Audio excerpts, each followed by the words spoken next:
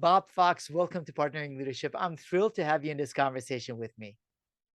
Thanks, Mahan. I'm excited to be here. This should be fun.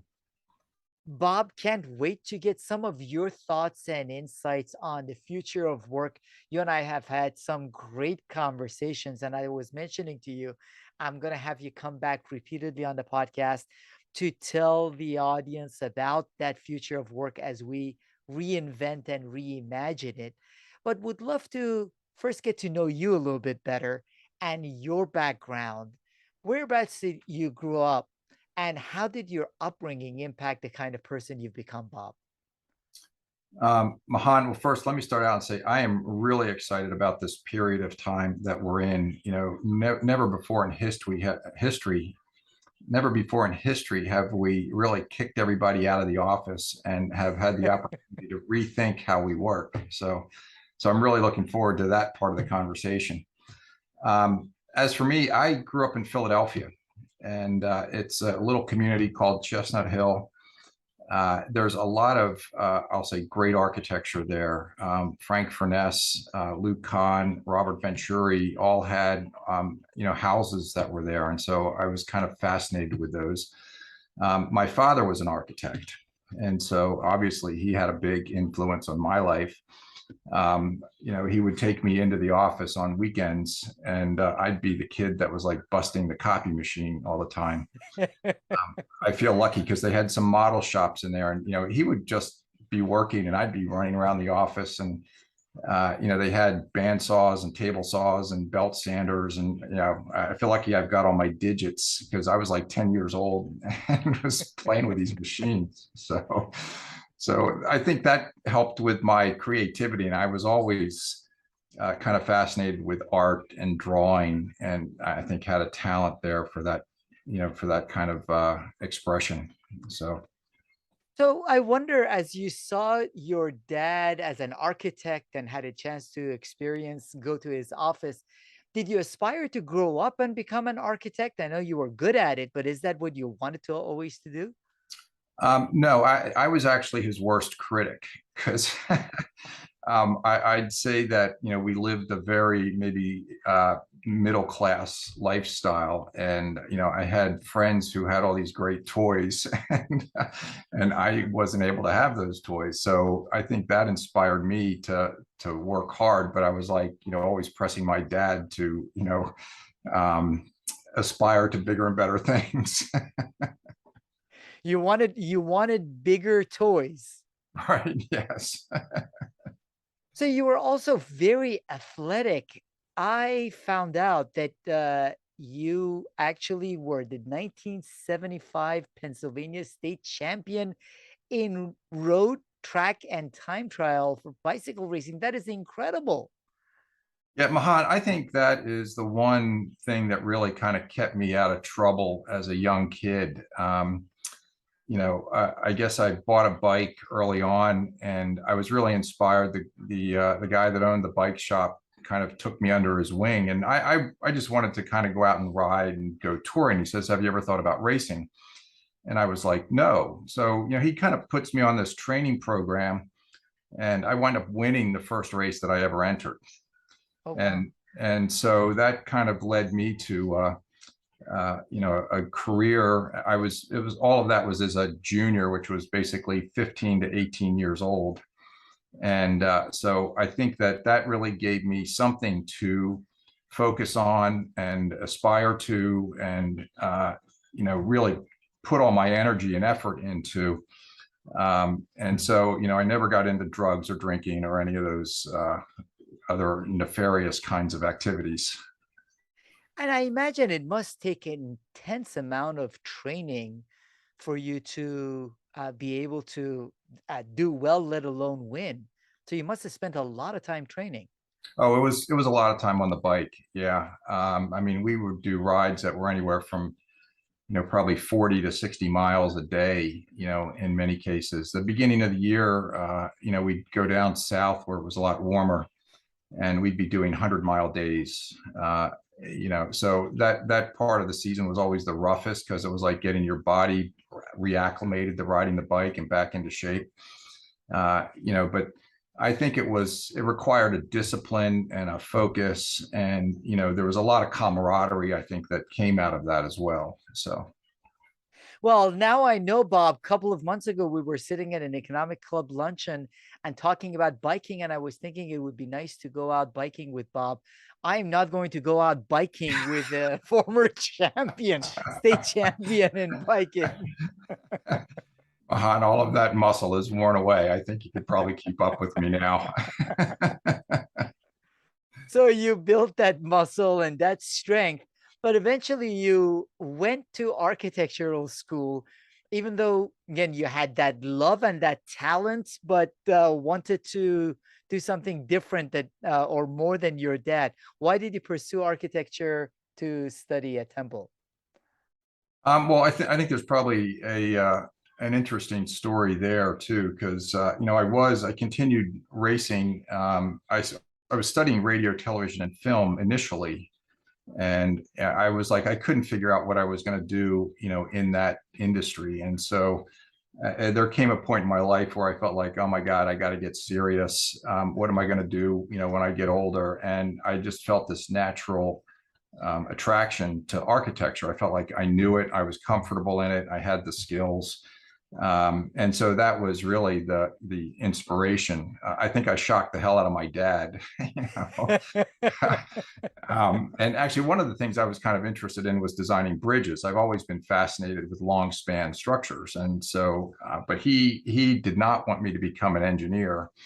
I think he was I think he recognized my creative talent and really kind of pushed me more into the more creative part of the industry. So, which I appreciated. So you got that degree, and one of the interesting things, Bob, is that you have founded three design firms. Before we get to you founding Fox Architects, there must be something in addition to your love for design and architecture, a certain business ability or drive that gets you to look for opportunities and be able to found successful design firms. What has it been in you that has gotten you to be as much of an entrepreneur as you are an architect? Um, Yeah, that's a good question. I think early on, I had a cousin who was in the investment business, and I think I had asked him who were the wealthy clients that he worked for, and I think the answer that I got back was they were people that owned their own business. And obviously, that's a very sort of general look, but I think that sort of got the wheels turning in my mind that, okay, if I'm going to succeed and do well, then I really should be aspiring to, own my own business. So, And so, what caused you to found different ones? I think they were the result of various opportunities, and I think our architecture design. I think design is very unique because there's certainly a passion to it, and I think there's also a style and an approach to it, and I feel like all of those things need to align in order to do it successfully. And I think there are relationships that you develop with certain people, and it's how those people all work together that really help to put that organization to function at the level they can function at. So I think if you look at it more from an organizational standpoint, it's really about aligning the right people and the right tools in order to build a successful practice. And in what way were you able to do that with Fox Architects, Bob? In 2003, you founded Fox. How was it different? How is it different than any other architectural firm out there? Well, Mahan, I think what motivated me, and this was something that I had seen in all the firms that I had been a part of, was that there were incredibly talented people. The architecture is not something that people go into for the money. I think there's a passion there. There were people who are really dedicated to the creative and the technical and the engineering aspects of putting buildings and designing spaces together. And I what I saw were these people are I felt like they were essentially being held back. And what I wanted to do was try to create an organization that was essentially flat in hierarchy, allowed people to grow as quickly as they could grow, and allow people to find the areas that they enjoyed and were passionate about and could spend their time and energy being creative in. And I think another kind of interesting sort of aside was that, most places I had a title on my business card, and even Fox Architects, we wound up with titles on our business card, but I always felt like the title was a very limiting thing. It was something that defined a position that I had, or a role that I had to fulfill. And it was harder to jump out of that role or to grow out of that role as long as I had that title on my business card. So I felt like, I didn't want to have titles on business cards, but I think as the organization gets bigger, then I think you have to define the lanes that people aren't bumping into each other and, crossing or tripping over each other. So So some of those challenges, Bob, are ones that you address both internally in the organization and externally with your clients, thinking about how do people collaborate, how do they bring their best to the work environment. You also started Work Design Magazine. I love that title, Work Design, because as you said with your excitement at the beginning of conversation, this is a real reset opportunity for us to redesign the way we collaborate and work. Would love to know some of your thoughts about how we should think about work and collaboration differently now that we have this reset opportunity. yeah, Mahan, I think that, if you look at commercial office, and that's really my area of specialization, looking at how people work inside these buildings. Um, a lot of times it's treated as a piece of real estate. And so most, office space leases are all done as a real estate deal, and they're measured as a real estate deal. So the numbers or the metrics that really drove what we did, was always about square footage per person or cost or some efficiency metric. And I think what the pandemic did was essentially say, hey, wait a minute, time out. Do we really need office space? And I think there is a very valid reason to have office space. But now, if you look at how everybody's working, it really kind of exploded the number of choices that we have for where and how we get our work done. And so what I think is going to evolve out of this is to say, okay, wait a minute, if we're going to lever this physical environment that we have to maximize the value, then it really should be about a work metric, not a real estate metric. So it should be about, some productivity measure that somebody has, whether it's, a number of units, that they're producing, or, number of interactions that they have, or, types of meetings, that they have, or, some other, strategic or business related goal that they're aspiring to. And so, how do we design these work environments now? And so I think of it more as a leadership tool, where leaders can say, okay, how do we, create this space that's going to help our organization to thrive, to attract the best people, and to perform at their best, ability, and be healthy about it now, because that's a major requirement now as people are coming back into the workplace. So all of those things, I think, are creating this shift in the way that we think. We're still looking at space utilization, and I think that's a driving metric just because of the cost and the way that we continue to look at it. But that's because I think that the people that are all making decisions are still in that real estate mindset. And I think that once we begin to go beyond to say, okay, what are the real objectives that we have here as part of this business, then those metrics should be the ones that actually drive the physical environment as a tool for organizations to really get the value that they should out of that space. I couldn't agree with you more, Bob. That said, it is a struggle for a lot of leaders that I interact with. There was just an article in the New York Times also talking about, in essence, the continual use of different versions of tracking software, where companies want to see how often people are clicking on their um, uh, computers, and their keyboards, uh, all kinds of tracking to see if people are doing their work, as if work is the number of clicks on a keyboard rather than a certain level of outcome orientation. So many of the leaders that I talk to a certain extent, understand that need to be more outcome focused, but continually go back to a desire to control and find out exactly what people are doing every minute. And unless people are sitting in front of them in the office, they don't feel comfortable. So when you're having conversations with some of your clients and people you guide, how do you counsel them to be able to shift to more of that outcome focus first and foremost?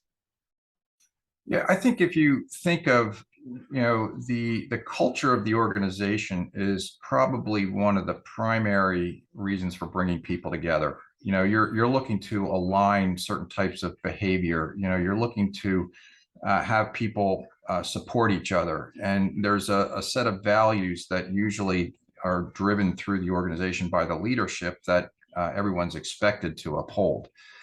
The real way to do that is through the social interactions within the organization.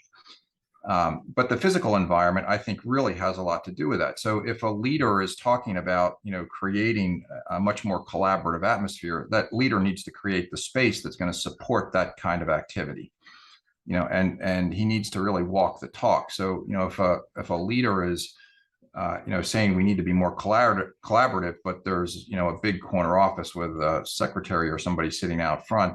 You don't see much of that anymore. But just as an example, that's really inconsistent with the desired behavior. So I think that, when we look at these spaces, what we have to look at is, what's the leadership, what's the strategy that they have, what's the culture of the organization, what's the desired behavior, and then build an environment that's going to support all of that. And there's a variety of ways that we can do that. I think that, the sort of branding aspect, you can use graphics, the colors, if there's related to the brand, the types of spaces, the openness of those spaces, the variety in the way those spaces go together, or the workflow, all of those things can help contribute to that. And space, as you said, plays a big role. It can help facilitate some of the collaboration. I had a conversation with Rob Cross, and he talks about collaboration overload. The fact that in attempts to collaborate, we've been overloading people where they can't get anything done in trying to collaborate instead with each other. So, as you think about that future of work and office collaboration, where there is certain value for people being in person. I mean, uh, when I sit across from you, whether it's at the Marriott Marquis or we are sharing lunch together, the sensations, the feeling, the conversation flow is very different. There is certain value in that. However, employees have also gotten a certain level of freedom. They have enjoyed not having to commute to work every single day, being able to balance their personal lives a little bit more.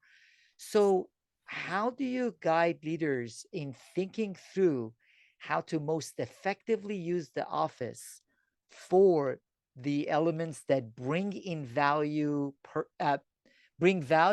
through in-person interactions, and minimize the elements where people can just as easily do away from the office? Yeah, that's a good question. And I think each organization may have a different answer to that. But I think that what you're looking at is, how do you support those people as best you can? What are the tools that they have in order to get their jobs done? And to me, the office is a centralized hub, where people would essentially come in. The tools in that hub should be better than any tools that anybody has in their own individual work environment. So, and the teams of people there should be better than what anybody's going to get in their own individual work environment. So that office is essentially becomes a supercharged work environment where people can find, access to the tools they need. They have the support that they have. They have the interactions with the people or the teams that they need to. So the office environment really needs to be set up to support the work that organization is doing. And that's the piece that I was trying to describe earlier, that's different from just being a real estate deal where we're warehousing people. Because I think we've tried to create these spaces and we've tried to make them as comfortable as we can, but they could be anywhere. And you really have to underpin that organization with an environment that's going to support the type of work that needs to be done. Yeah, one of the things you were mentioning, Bob, which to me it's absolutely brilliant, is I mentioned to you my conversation with Ron Adner on winning the right game and about ecosystems. And you were mentioning that even office can be looked at as an ecosystem.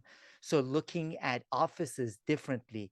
Can you explain your thoughts with how we can view an office as an ecosystem rather than right now, again, the way we view it, which is the square footage and the physical environment that people walk into? Yeah, I think there are multiple layers to that question. One, I think if you look holistically at the ecosystem, somebody's, work from home is a critical component of that ecosystem now. So, as we think about office, we also need to think about, where these people are working that are outside of the office. And it could be, the office, it could be a cafe, it could be co-working, it could be some other, place, it could be a park. And so all of those functions still contribute to the goals and the objectives of the organization. But it's how you basically create that office as that central hub that people are going to be coming into. And we've gone to this hybrid work environment now, but that the definition of that hybrid work environment is different for each organization. Each organization has to determine who's going to be there, when they're going to be there, if it's certain days, if it's certain times. I think it's going to be tough for people to get back to 5 days a week and 40 hours a week. I'm like, the 40-hour week is really a Tayloristic management tool that was used. It doesn't really align with the way that we work now, because we all spend probably more than 40 hours a week doing what we do. And I think that the pandemic really kind of afforded people the opportunity to get their work done, but also, spend their lives, do their lives. The pandemic really afforded people the opportunity to do the things that they needed to do for their personal lives, and still get their work done. And so that gave them a tremendous amount of flexibility, and that's the piece that's going to be hard to take away from people. It is going to be really hard. And as you said, I didn't know this until a couple of months ago when I had a conversation with Sophie Wade. She's also a future of work author, podcaster, that the whole 40-hour work week was started by Robert Owen, talking about sort of the balance of 8 hours of sleep, 8 hours of personal life, and 8 hours of work back in the early 1800s. So that concept, then by late 1800s, the US labor movement sort of took that up because people were working more hours to work 8 hours. But meaning there is nothing magical about that. And many of us in many organizations work more hours anyway. So the way that work flows has to be rethought. The structures that we carried from the Taylorism that you talk about, or from Robert Owen's socialistic view of 888, has to be rethought. Yeah, and I think that's part of the disruptive change that we're going through. I think people are realizing it's like, hey, I can still get my work done, but I don't need to be in the office all day. And I think leaders are struggling with, how do we manage that? And I think there is this tendency to just do things the way we've always done them. And there's a lot of anxiety and uncertainty as we go through that kind of change. And I feel like as a leader, you have to trust people before they trust you. So I think you've got to give them that chance to prove that, they can, get their work done, and it doesn't really matter where they are. And you mentioned it early on, Bob. It's a leadership challenge more than anything else. And it is really Completely. Yeah. hard. So you have conversations, and for a dozen plus years from back in 2008, 2009, you started Work Design Magazine, having conversations around how to design work. So as leaders come to you and want guidance now in rethinking that future of work, I understand that some of it has to do with the specifics of the culture and function of the organization. What are some key elements that you tell them they need to think about as they design that future of work? Yeah, I think for a leader, um, it's about what do you want those people to experience. There's obviously a strategy and objectives and goals that the organization has, and those need to be communicated. I think there's values, the expectations of people doing their jobs, the ways that people interact with others. Those things need to be communicated. And all of that's really hard to do. But I think if you build an environment, you can set examples of that, whether it's, showing, images of the type of work that an organization does, or images of the type of services or products that the organization produces, or an environment where the leader is able to interact with people on a frequent basis, or where the goals of the organization are spelled out, and the vision for the organization is set. So think of the space almost like a museum where those things are all on display, and or experienced. I mean, it could be a variety of different ways that is conveyed. And now we have the use of digital technology where you're seeing a lot more of that, that we have to integrate into these environments, and they're used for either collecting information or displaying information, or collaborating with people. So I think we can leverage all of those things. I think that as the technology really grows, that's really as much a piece of the toolkit that the leader has as the physical environment is, if not more so today.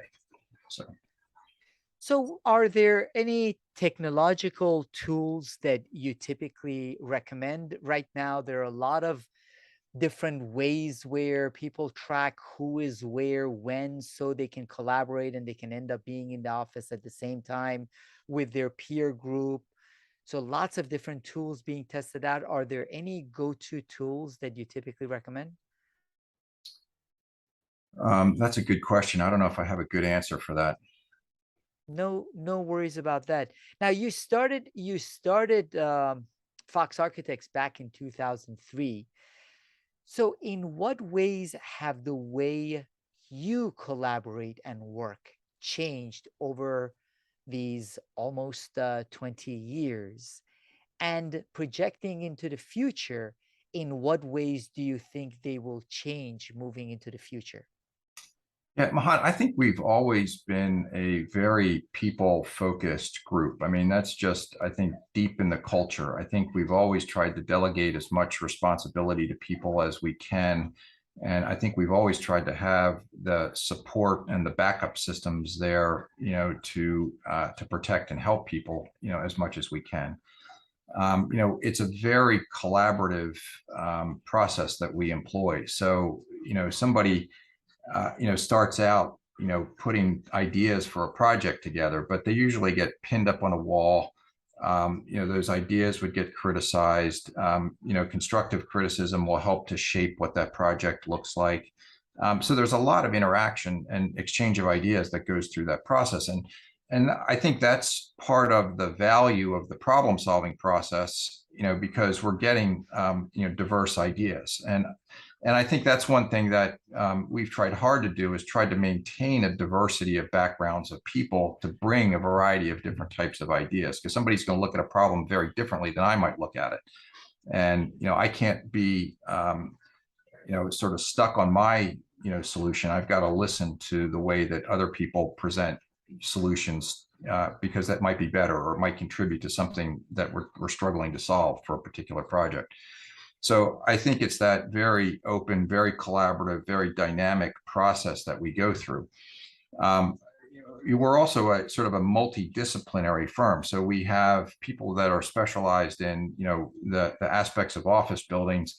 And then we have people that are specialized in furniture, and, people that are specialized in, interior spaces, and people that understand the landlord needs, and people that understand tenant needs.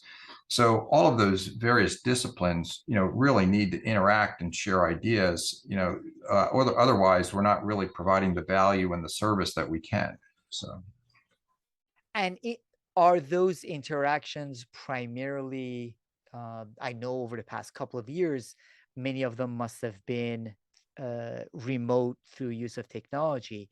But moving forward, do you see those interactions and that collaboration happening primarily in an in-person modality or a digital modality? Honestly, I think it's going to be both. Because I think that we still, the in-person collaboration is vital. It's critical. I think it's the highest level of exchange that we can get. The next level down, I think, we're probably in Zoom or conversations like this where, we're able to exchange information and ideas, but it's not as rich as if we're sitting there in person, having this conversation. Now, the one thing I'm curious about is the whole concept of the metaverse, and I think we're starting to see organizations play with that, where, we could be avatars and interacting. Personally, I haven't really experienced that yet, but I can see the potential for it. And I'm hearing stories about organizations where there is a richer experience, above and beyond the Zoom type of interaction, but it's still not at the level of the personal interaction. So I think you're going to see these gradated levels of interaction that people need to partake in. And if you're just doing work by yourself, or, trying to find a place to concentrate, you can find any quiet place to do that. Or if you're doing work by yourself, but you want to be accessible to people, and there where you can, exchange ideas and build the social capital, there's a place where you can go for that. So, I think these places that we're going to create now are going to have, various levels of interaction and, value that they can bring. Yeah, thinking about what type of work fits what modality best. The in-person is the richest and has real value to it. I had a conversation with Vanessa Bonds. She's a professor at Cornell and has written a book, You Have More Influence Than You Think. And they've done lots of studies, including studies where when people taste chocolate, without even seeing the face of the other person reacting to the chocolate, if it's a very bitter chocolate or very smooth chocolate, the sensations they feel are magnified when they know another human being in that same space is experiencing the same sensation, or is tasting the chocolate at the same time. So there are things that we don't fully understand about the value of being in person, and it making for a rich experience being in that room. However, we don't always need to be in the room together to collaborate. So the challenge becomes, what types of interactions lend themselves and deserve the higher investment of being together, and what types of collaborations lend themselves to whether it's digital interaction at this point or individual work. Yeah, there's a book that I really enjoyed. It's called Stealing Fire. I don't know if you've, and it's probably more about mind altering drugs and experiences than it is about personal interactions.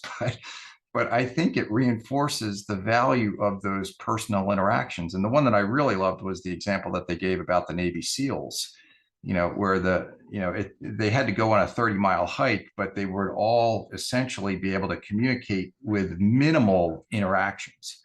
So if one looks right, one looks left, they all can anticipate, what the other guy is going to do, and they're all there backing each other up and protecting each other. But that only comes from, being, together, with that group of people, and really immersing yourself in that environment. And It adds. Yeah, yeah. No, go on. I was going to say, I could give you a good sailing analogy, just because, we're 10 or 12 guys, on a boat, and, the guy up on the front of the boat can't do his job unless the guy in the middle of the boat is doing his job, and the guy in the back of the boat is steering, so that, and he's enabling everybody to do their job. So, and a lot of that is done with very little communication. So. Yeah, and I think that's a both a great analogy and a great way to think about it, Bob. But the challenge that a lot of leaders that I speak with have is that there's a certain level of uncertainty and a certain level of lack of clarity. 2, 3 years ago, they felt like they knew exactly how work was getting done with people coming to the office and working. But now there is lack of clarity. And all of us as humans have a tendency to want to go back to the good old days, the way things worked before. So that uncertainty, then that fear, I think, plays a role too. Yeah, definitely. I mean, I think that that that anxiety that you just described is probably the biggest inhibitor to us really, I think, jumping to the next level. Because I do think that, people are very comfortable, but I think we can take all of those great things that we had from the past and begin to say, okay, hey, we can apply this a little bit differently. Because I do think the way that the type of work that we're doing is evolving at the same time that we're going through all of this. So, the work that we do now, our organizations all depend on our ability to innovate, and come up with new ideas. And so where do those ideas germinate from? And how do we create an environment that's going to spark more new ideas? And if you're in the same environment day in, day out, your senses are going to get dulled to that. So it's like you have to have other experiences that are going to help bring those new experiences and new ideas. And one of the things I love, Bob, is that you are an architect with a business person's mind, with a designer's mind, with a futurist's mind. So, as you're pulling all of these things together, what is next for Bob Fox? What is the contribution you are looking to make as organizations and leaders are struggling with and trying to reinvent and reimagine that future of work? Mahan, I think, like I said earlier, we are in this incredibly exciting period of time right now. And I'm just fascinated, watching things change and evolve. I think if you look at what's happening in the real estate industry right now, there is a lot of hesitation and a lot of uncertainty, and people are sort of questioning how do we use this, office environment, as we move into the future, and what's the purpose of the office environment. And so one of the things that I'm excited about, that I'm in the process of working on right now, is really to try to develop I don't know if it's a video or a podcast yet, but where I'm talking to experts in the industry and asking them about their ideas. So it's like, what have we learned through the pandemic? And what's different now that, from the way that we did things pre-pandemic, and where are the opportunities that you see, as we grow and as we move into the future. And so I want to try to capture as many of those ideas as we can, and I'm going to aspire to be like Mahan, and share those with the rest of the world. So. Well, I aspire to be like Bob. So that's a great compliment coming from you, Bob. And as you have those conversations, I'm sure they're going to be with insightful people. One of the things that I have found fascinating, and I crack up every time I see something like this, when Jamie Dimon 2, 3 months ago said, "We are coming back to the office 5 days a week, remote work doesn't work," all the commercial real estate people I knew were trumpeting Jamie Dimon's state of future. And then Jamie Dimon had to eat his words a couple of months later, including in his letter to shareholders, as a lot of his senior executives said they would quit. And now Malcolm Gladwell has talked about the value of in person, which I totally agree with. However, many people in commercial real estate are trumpeting that as the need for everyone to go back to the office 5 days a week, which is probably not going to happen. So I think in creating that future, we have to divest ourselves from the interests that we have held, whether in having Yeah. as many offices as in the past or working the way things worked in the past, moving to reinvent rather than try to go back. Yeah, and that's one of the things that I think I feel like challenged by in this whole thing is that I want to try to present those perspectives without any bias. There's going to be bias in there all over the place, but it's like if there is someone that's heavily biased towards the office, then I feel like I'm going to have to find somebody that's heavily biased to saying we don't need the office, but just to present those, counterpoints to each other. And then I think there's going to be a lot of people in the middle that, obviously, and I think this is where most people will wind up, is that we need the office. Okay, but we don't need the office 5 days a week. We need the office for the specific functions and tasks that we need to interact with other people in a certain way. So that is going to continue, and I think we're still going to have office space. I think you're going to see every organization reevaluate their need, for office space. And so that's where I think they're going to have to set the priorities for, how do we move forward? How do we lever this as a tool? How do we think about this as a tool for us to get our job done and not a piece of real estate that we're trying to maximize the efficiency of? And to think through it, Bob, one of the abilities that I believe we need to continually develop in an uncertain world is to think through complexity and get away from the binary thinking. A lot of conversations about the future of work is you've got the camp that says you can get everything done remotely. We did it 2 years, we can continue this way. And there are examples of fully remote organizations that do well. I grant them that. And then there is the other camp that says, no, there is nothing like being in person. We have to go back to the way it was. Rather than there is no need to be in one of the poles, the complexity and uncertainty requires experimentation. And there are different levels of what makes sense for different types of collaboration and work. No need to be in one camp or the other. Right. Yeah. No. And one of the examples I like to use is that, look at the clothes that people wear.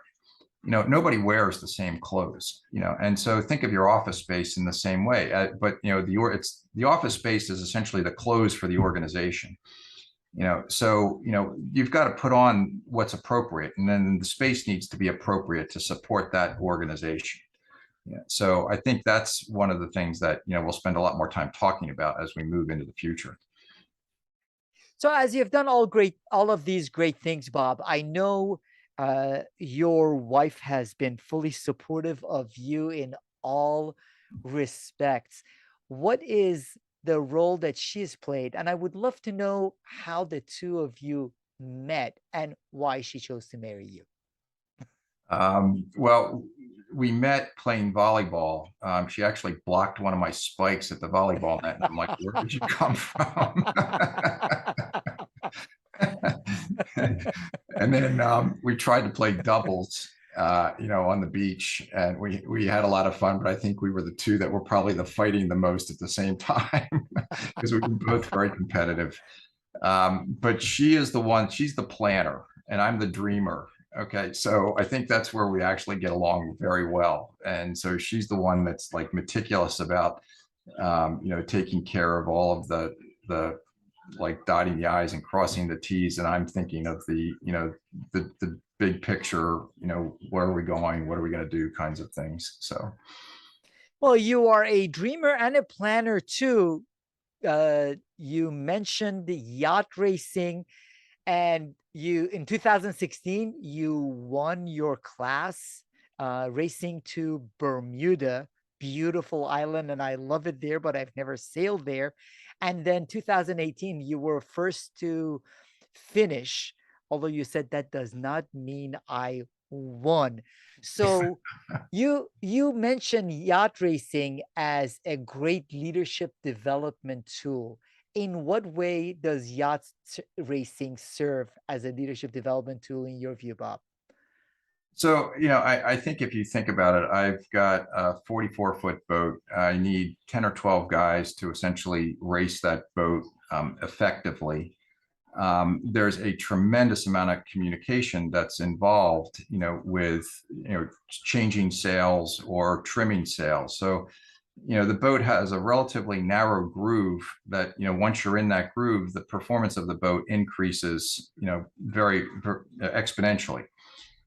If we're not in that groove, we're essentially going slow. But, trimming one sail, trimming another sail, making an adjustment to the mast, adjusting the weight on the boat, whether we're moving it further, try to get out or move the weight forward or back.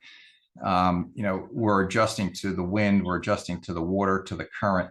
So, there's a constant, sort of chatter about what people are seeing. So you can see puffs of wind coming, you can see waves coming. So, all of that needs to be communicated, and the helmsman needs to respond to that. The sail trimmer needs to respond to that.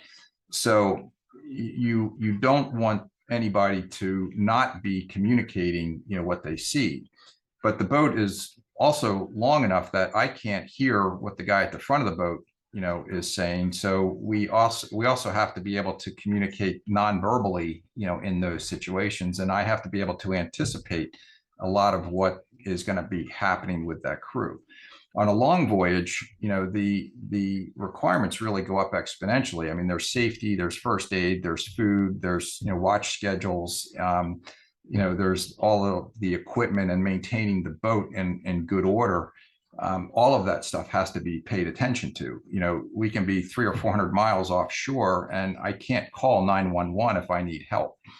So, there's a bonding of the crew because we're all essentially looking out for each other. If somebody's like didn't get enough sleep, or if somebody's not paying attention to what's going on, you need to give them the support to say, hey, everything okay? Or, hey, can I help you for a little bit? Or, all of that stuff has to, work, flawlessly if the boat's going to perform well.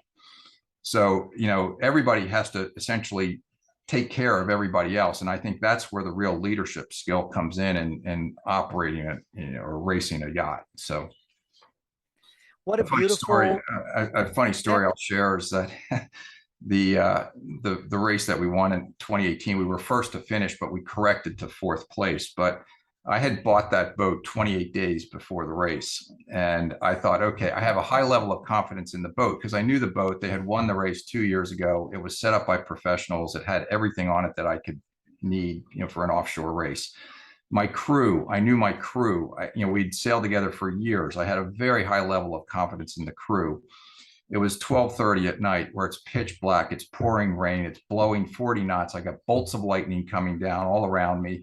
You couldn't see a thing. All I can see is the red glow of the instruments, and the crew were all huddled back in the cockpit, and it's like I'm sitting there thinking, we don't have a clue how to sail this boat. And so I think that was a real sort of eye-opening experience because, it was like I had confidence in both the boat and the crew, but it's the crew's ability to sail that boat that is critical in order for that performance. So that's why we didn't win that race. That is also a great analogy for some of what we have ahead and leaders have ahead in the uncertainty as they are charting waters that they haven't charted before, the need to rely on their crew, actively engage them in this process to rethink and redesign the future of work. So I wonder, Bob, as leaders are reflecting on how to make the collaboration, make their workspaces, and lead their teams effectively. Are there any resources or practices you typically find yourself recommending to them? There's a lot of noise out there. Are there any signal points that you go to? Or are there any resources that you say, listen to this, read this, do this in order to be able to have a better shot at the experimentation so you are able to design a better future of work? Yeah, Mahan, I think most organizations have the answers. They may not know where to find them. And I think that's part of the questioning process that we go through. But, how your people work, the values that the organization holds, the processes that the organization uses, those are the things. And I think it's really more about the priorities. So, we're really concerned about the environment these days, and I think we're trying to design spaces that are as energy efficient and carbon neutral and sustainable as we can. Um, those spaces. I mean, if an organization isn't going to value that, then there's not it. How can I say this? Um, that might not be the best example of what I'm trying to say, but I think that organizations really have to understand what their priorities are, and then design an environment that's going to support those priorities. So, you're not going to be able to get everything, that's available, into a project. You're just not going to be able to do it. So it's like, pick your priorities and focus on that. And, the organization probably already has a good understanding of what those priorities are. They just have to be communicated. And they need good advisors to walk them through it, Bob. One of the challenges that I see in all aspects of organizational decision making is that there is a herd mentality, whether it is with the way offices were designed, the move to cubicles, the move to everyone now open offices where people had earbuds in and weren't even talking to the person sitting next to them. It's people are looking for, oh, what's everyone doing? So I can do it. Part of what I hear from you, and I couldn't agree with you more, is that that is not the right way of doing it. The right way is dependent on your priorities and engaging your team members, and what makes sense to you can be very different than what makes sense to the office right next to yours or the building right next to yours. Yeah, no, I think that's a great way to summarize it. And there's a style component to it too. And this is where, a good architect should be able to interpret that and bring that style to that organization. So, I'm not going to get up, every day. I may like the clothes that you wear, Mahan, but I'm not going to wear your clothes. So I have to wear clothes that I'm going to be comfortable in, that meet the priorities that I need for the type of work that I do or the type of activity that I'm playing. And so, that the workspace is very analogous to that. That's a beautifully visual way of describing it, and I appreciate that, Bob, as well as I appreciate finding out a little bit more about you and some of your thoughts with respect to the future of work as we look to redesign and use this opportunity. I love your positivity, and I agree with you. This is an opportunity for us to redesign work. We were stuck pre-pandemic, many organizations, with the industrial age Taylorist view of work done by knowledge workers. Everything now is evened out. This is the chance to redesign how we want the work done in a way that meets our team and organization's objectives. So I really appreciate your insights. We will link in the show notes to Work Design Magazine, to Fox Architects, and I look forward to many more conversations with you, both in person, which I really appreciate, and online. Thank you so much, Bob Fox. Mahan, this has been a lot of fun. Thanks. I appreciate the invitation to share these ideas.